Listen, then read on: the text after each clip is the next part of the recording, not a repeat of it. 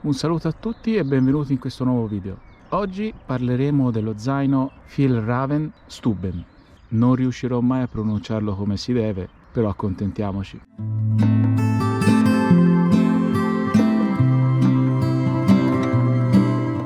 Questo zaino è uno zaino da bushcraft, prevalentemente da bushcraft, perché ha una particolarità che dopo vedrete. Partiamo intanto da alcune caratteristiche. Come dicevo, questo è uno zaino prevalentemente da bushcraft perché è un po' peso rispetto agli zaini che tutti conosciamo per escursionismo e trekking. Infatti questo pesa ben 2,1 kg, che non è poco. È un 27 litri, ha un'altezza di 52 x 27, profondità 24. Il tessuto, come si può vedere, è un tessuto che loro chiamano G1000. Vendono anche una pasta per reimpermeabilizzarlo, perché questo è impermeabile, e il prezzo di listino di questo zaino, che come ho già detto non è uno zaino economico, è di circa 260 euro. Voi direte, ma come mai costa così tanto? Diciamo che i materiali, il design che ricorda un po' i vecchi zaini di una volta, ma soprattutto i materiali sono molto premium. Infatti anche al tatto le rifiniture sono veramente eccellenti. Come tutti gli oggetti della Fjällräven, tradotto volpe artica, hanno il suo marchio, infatti una volpe. Sono molto ben fatti, come avevo già detto. Iniziamo un po' dalle caratteristiche. Allora, prima tasca, che è sopra lo schienale. Al suo interno ha un piccolo rain cover.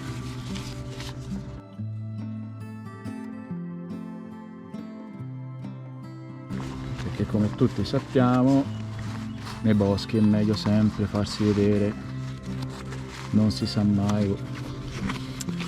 Questi si attacca tramite bottone qua e rimane sopra. Ora li mettiamo un attimo a posto. Seconda tasca la troviamo sul davanti ed è qui. Io ci tengo i guanti che uso nelle mie uscite. Questi sono anche questi guanti da bushcraft, potete vedere sono in pelle. Per lavorare, per tagliare legna, come guanti di sicurezza uso questi, anche perché sono fatti molto bene. Vabbè, però questo poi magari ne parleremo in un altro video. Anche questa è una tasca molto spaziosa, qui ci tengo anche un piccolo gancetto, sempre per i guanti. Bene. Terza tasca, qui ci tengo il mio kit per accendere il fuoco, tengo qua dentro delle spezie e fazzoletti e altra robetta che può sempre servire. La particolarità principale di questo zaino è che ha uno sgabello in metallo che fa da scheletro a tutto lo zaino. Voi direte cosa serve? Semplicemente come base di appoggio o di seduta, perché quando faremo il campo base nel nostro punto del bosco, una seduta ci farà molto comodo, anche solo per intagliare un pezzo di legno o un nostro lavoro fatto in outdoor. Ora io qui dentro ho un po' di roba, tipo un tarp, un seghetto o segaccio, il mio coltello preferito da bushcraft,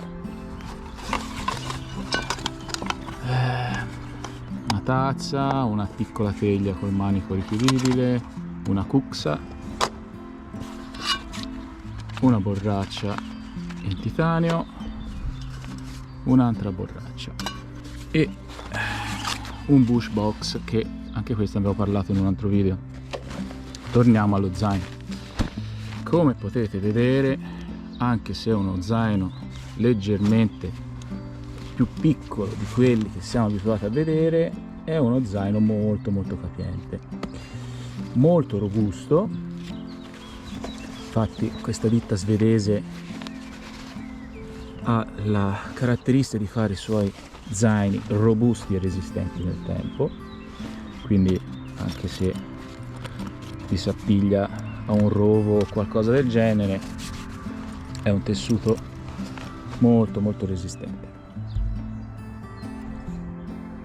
Altra cosa principale di questo zaino, che una volta che ci siete a sedere sopra, voi potete aprirlo direttamente dalla tasca frontale, così, il che rende tutto molto più comodo. Ora vi faccio vedere.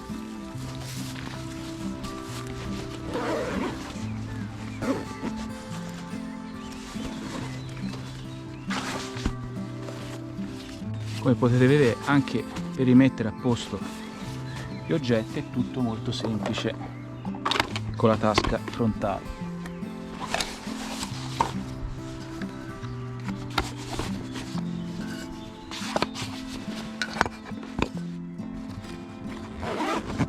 Vedete? Ma ora vi faccio vedere una cosa. Se voi vi mettete qua a sedere sopra, potete direttamente far così e prendere ciò che vi serve, coltello, insomma tutto quello che avete con voi. Altra cosa che volevo dirvi è che se lo zaino vi risultasse troppo peso, volete usarlo per un'altra cosa, basta togliere lo scheletro metallico, perché ha dei semplici velcri e questo si può sfilare tranquillamente e viene uno zaino normale. Adesso parliamo un po' dell'imbottitura, perché anche questo è fondamentale. Come imbottitura degli spallacci, secondo me sono molto buoni, tenendo conto sempre che è un zaino da bushcraft. Qui la solita maniglia per tirarlo, per sollevarlo, scusate, al laccio pettorale con annesso fischietto removibile, se non lo volete lo levate semplicemente. L'unica pecca, se si può chiamare così, è che non ha una fascia lombare. Questo che vuol dire? Che questo non è adatto, o per meglio dire non è consigliabile usarlo per lunghi trekking, magari di più giorni. Infatti il bushcraft si presume che uno faccia pochi chilometri, costruisca un campo base dove passerà la notte o una giornata in tranquillità e poi il giorno dopo riparta.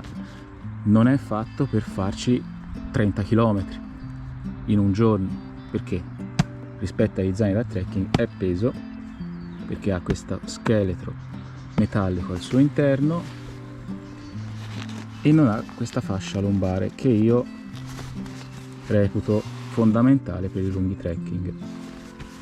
Altra cosa molto interessante è che qui dalle parti, come potete vedere, ha decine di occhielli. Questo perché? Perché la ditta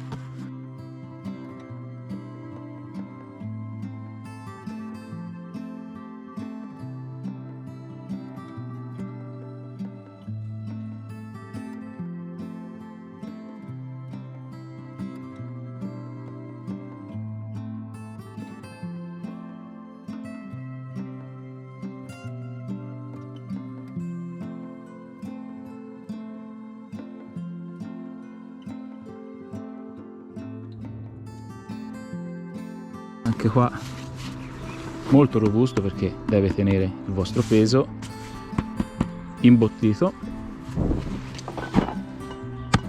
Che dire, secondo me questo zaino è uno dei migliori zaini per bushcraft o uscite giornaliere. Piccolo, portatile, anche bello da vedere, rifiniture veramente premium, e se avete voglia di investirci